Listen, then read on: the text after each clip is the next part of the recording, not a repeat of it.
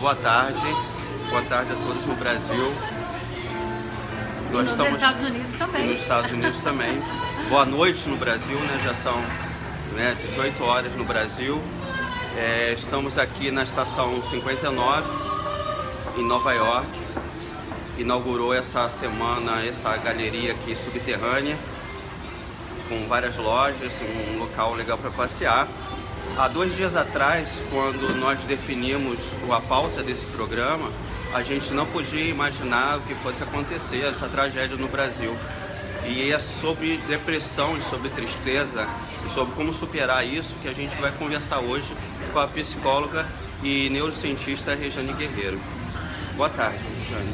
Boa tarde, Marcos. Boa tarde a toda a nossa audiência aí do Brasil, aqui dos Estados Unidos e de alguns outros países também. Realmente a gente está começando esse live com os nossos profundos sentimentos das perdas do avião com os jogadores e repórteres, inclusive amigos teus, né, Marcos? Isso, hoje de manhã eu fiz um live sobre, eu queria mandar meus sentimentos pro Silvio Bassetti do portal Terra, da Carla Andrade do Fluminense, todos os amigos jornalistas que perderam seus grandes amigos também nesse voo. Realmente foi uma perda inesperada e a gente realmente lamenta, né? São pessoas que estavam contribuindo para o esporte brasileiro, levando alegria para o povo, e especialmente num momento tão difícil, né, que o Brasil está passando. Mas o nosso tema hoje está realmente relacionado com perdas que levam à depressão. É um tema bastante explorado, até devido a essa estação que está começando aqui nos Estados Unidos, que é o inverno, rigorosíssimo, né? E especialmente para aqueles que não estão acostumados com temperaturas abaixo de zero. E também pessoas que não somente perdem aquele calor do clima, do verão, da primavera, mas que perdem o calor humano de ter deixado familiares para trás e mudarem para um país com um clima completamente diferente. Rejane, eu hoje de manhã acordei com essa notícia, fiz esse live, falei com os amigos do Brasil e eu estou ainda tomado por uma tristeza muito grande. Como é que a gente lida com isso? Como é que a gente lida com esse luto? Não é bem um luto porque também assim, não eram pessoas que eu conhecia pessoalmente e tal, eram pessoas que eu admirava. Mas eu passei por isso também, né? Você também, todo mundo passou por momentos de luto. E como é isso? Como é que a gente lida com essa tristeza que toma conta da gente? É uma coisa interessante porque poucas pessoas pensam, e aquelas que pensam talvez pensam demais e acabam por pensarem demasiado, entrar em depressão justamente pelo próprio pensamento, porque o pensamento ele tem uma influência muito grande no nosso cérebro. O nosso cérebro ele não tem noção do que é passado, do que é presente, do que é futuro. Para eles tudo somente é presente.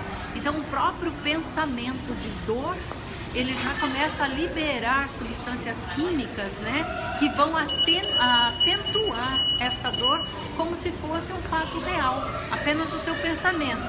Então, quando existe o pensamento e ainda acompanhado da dor real, acentua-se mais ainda, né? Então, essa perda, nós temos que entender que nós estamos perdendo sempre alguma coisa na nossa vida.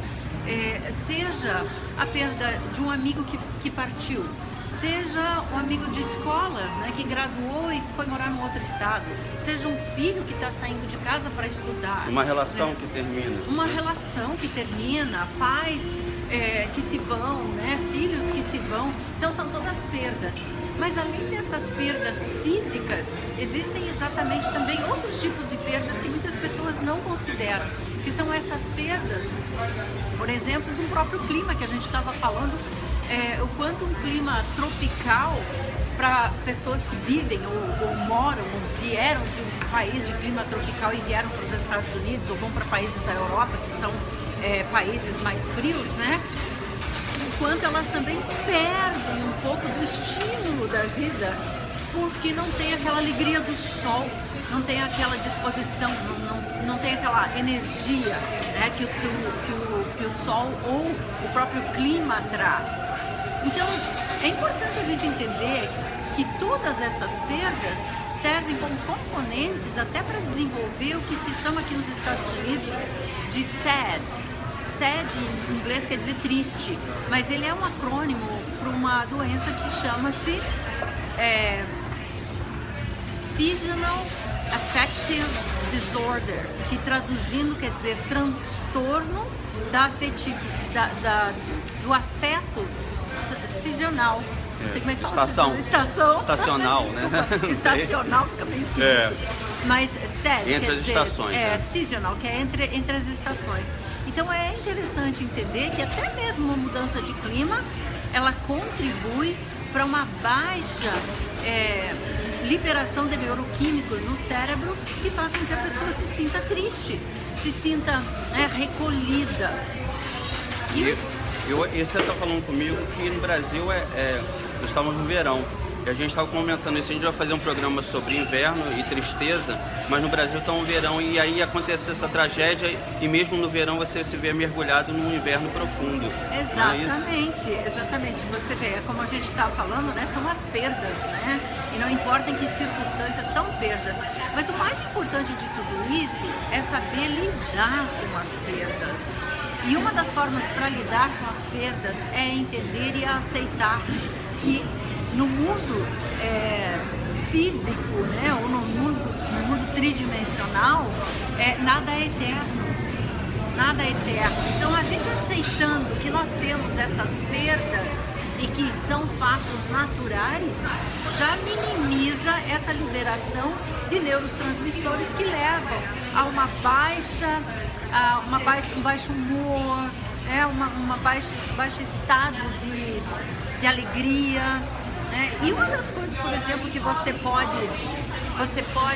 identificar se você tem esse SAD, ou seja, essa Seasonal Affective Disorder, são alguns sintomas. Uma desordem emocional, isso, né? É uma desordem emocional. Exatamente, ela é afetiva, né? Porque a pessoa se sente mais recolhida, se sente menos acolhida, né, pelo calor humano.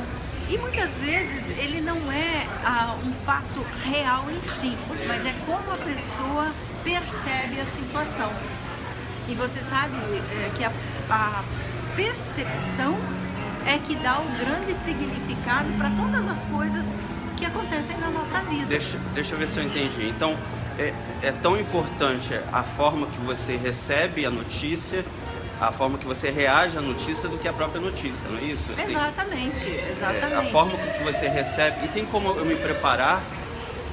Eu sei que é uma pergunta difícil de responder, mas assim, tem como eu me preparar melhor para enfrentar notícias difíceis? Porque a gente vive em crise, a gente vive em uma situação de estresse por conta de resultados eleitorais, por conta dos econômicos.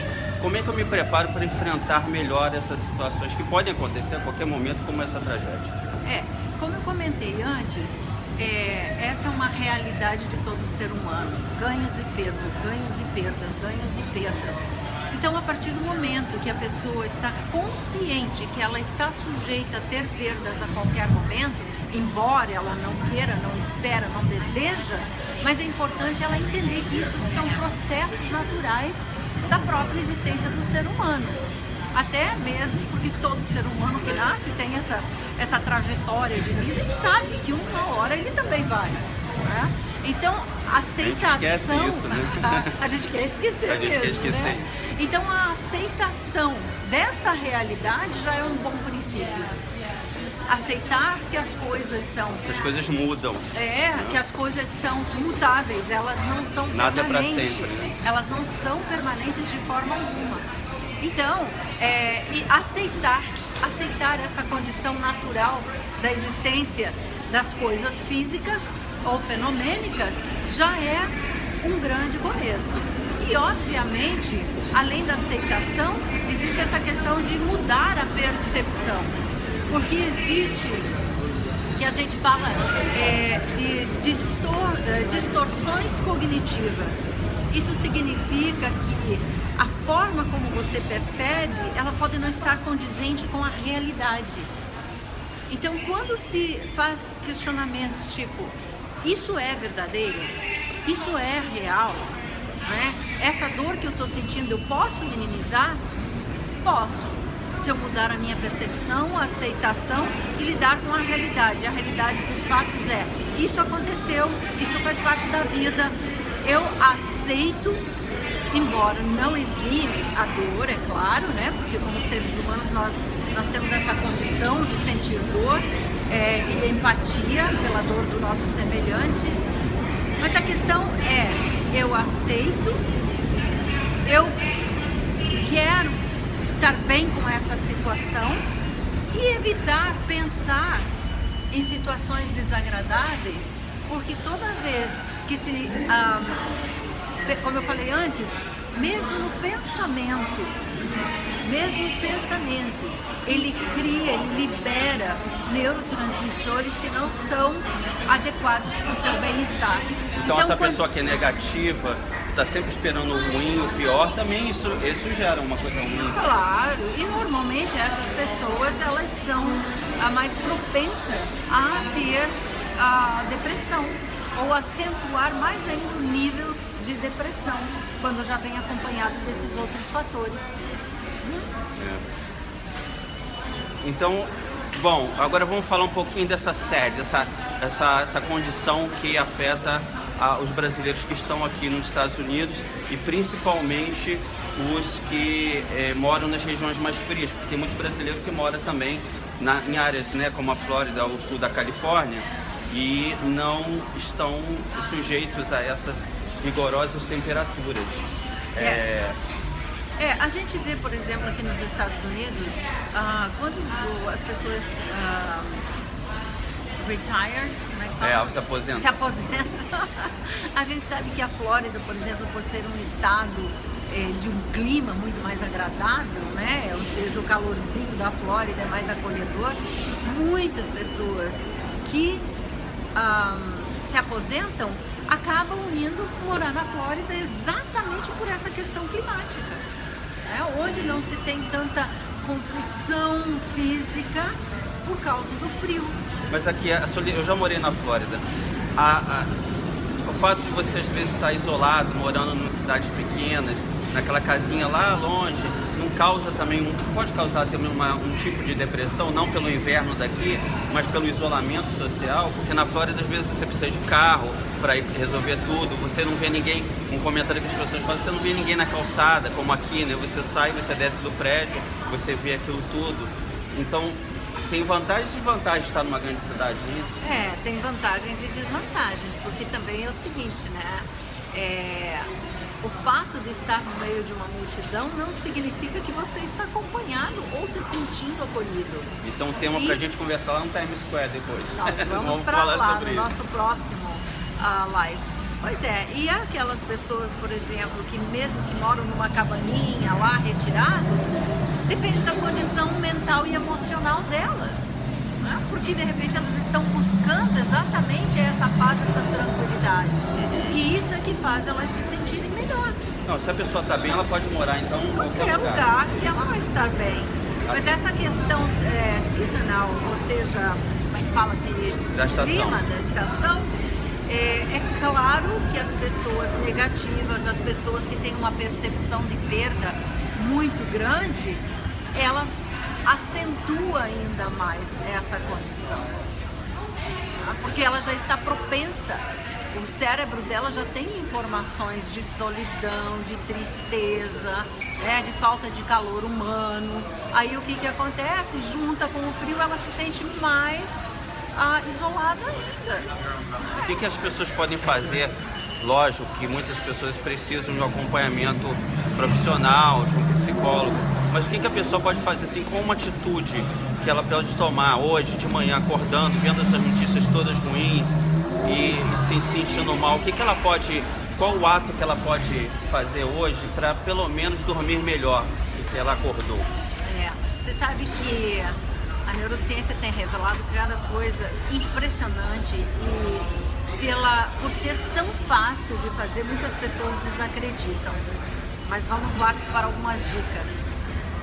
Uma dica: primeiro, antes de dormir, você falou não acordar, mas vamos falar antes de dormir, porque a condição que você acorda depende da condição com que você vai dormir.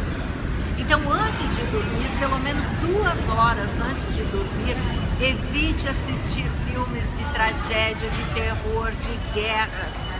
O teu cérebro, ele fica fazendo a digestão de tudo isso enquanto você dorme.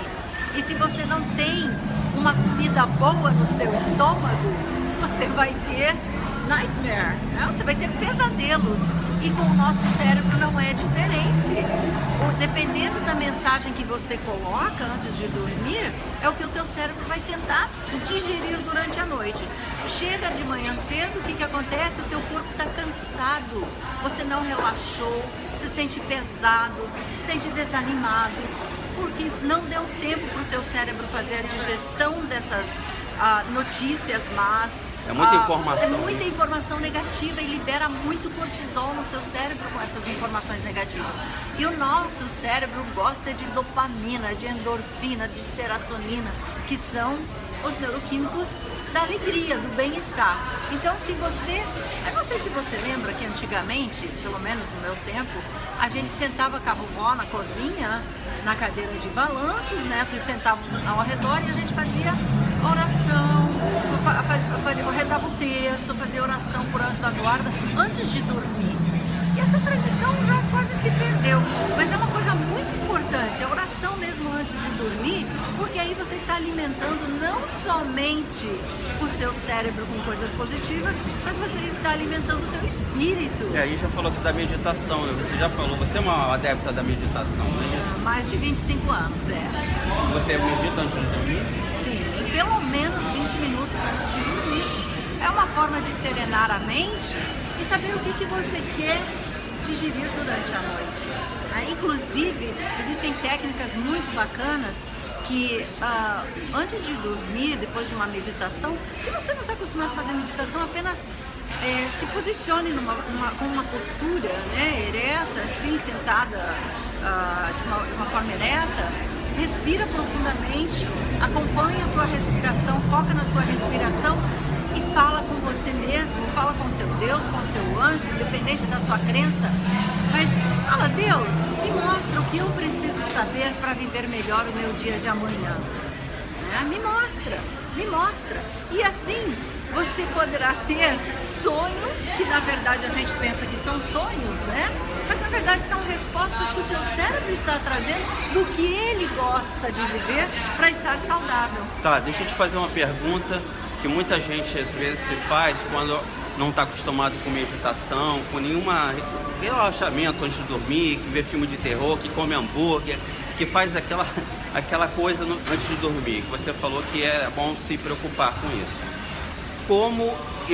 Porque quando eu penso em meditação, muitas vezes que eu estou estressado, eu estou muito nervoso, eu não sei como é que eu vou ter a calma suficiente para fazer a meditação.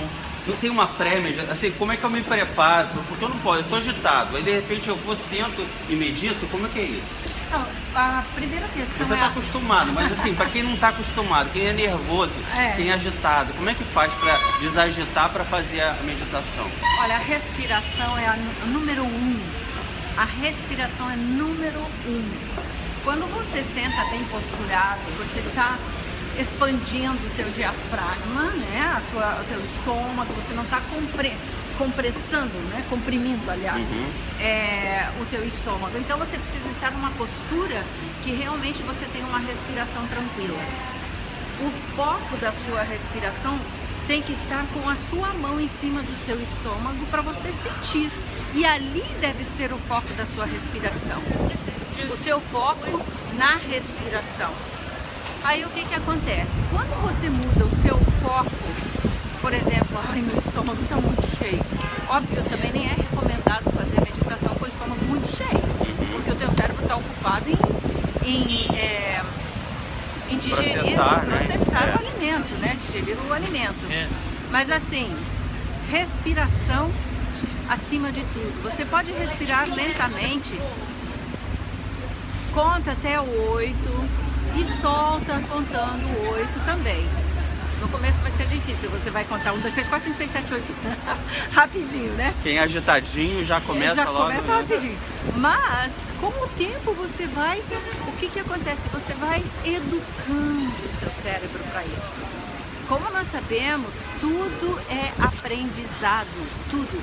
E tudo que você faz repetidamente, o cérebro guarda como uma informação para ser utilizado de uma forma mais tranquila lá na frente, né? Não é uma coisa que você tem que se empenhar muito. A partir do momento que você começa a praticar com uma certa frequência, o teu cérebro já toma aquilo, opa, sabe aquela coisa É como a academia, muita gente, né, vai para academia no primeiro dia e depois fica, né, na terceira já está acostumado e já fica quase que viciado naquela coisa da academia, na necessidade de fazer exercício todo dia. Eu estava pensando exatamente no exemplo do computador. Sabe quando você faz uma busca no Google, que você começa a escrever uma letra e o Google já traz a palavra completa, já né? memorizou. Já memorizou. Da mesma forma acontece com o nosso cérebro, né? Tanto é que os computadores, eles nada mais são que uma réplica. Uma tentativa. Uma tentativa. Bom, mas estamos bem, né? Estamos indo. É uma réplica do nosso cérebro. Então, quando você começa a utilizar de uma forma mais frequente uma determinada atividade ou uma dinâmica ou mesmo a respiração, quando você se posiciona, o teu cérebro já, opa, hora da meditação. Então ele já vai se acalmando, ele já vai se colocando... criar um hábito, não é isso? É o hábito.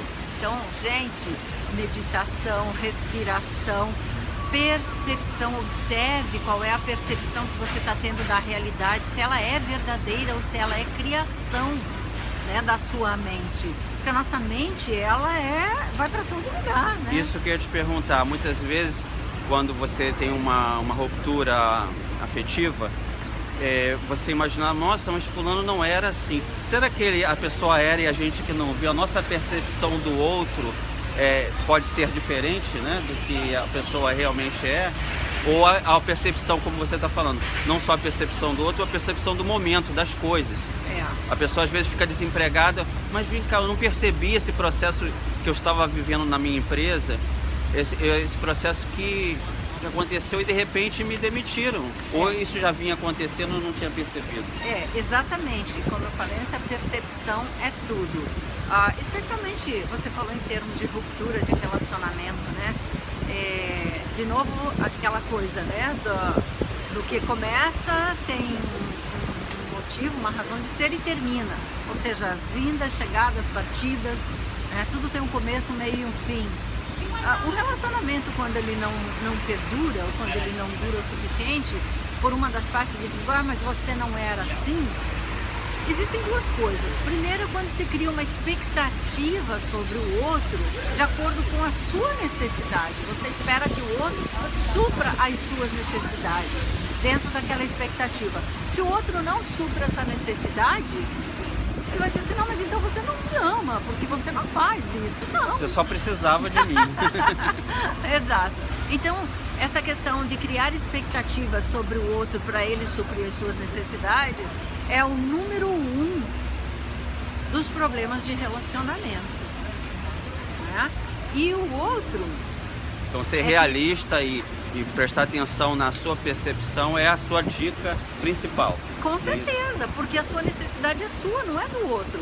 E o outro não tem obrigação de suprir totalmente as suas necessidades para fazer você se sentir feliz ao custo de ele deixar de ser ele para ser o que você quer que ele seja. Isso é muito importante ouvir de uma psicóloga, mas ao mesmo tempo é muito difícil, né? Eu acho que se fosse fácil a sua profissão não existiria, né? Mas você está aí para ajudar a gente a chegar a algum caminho.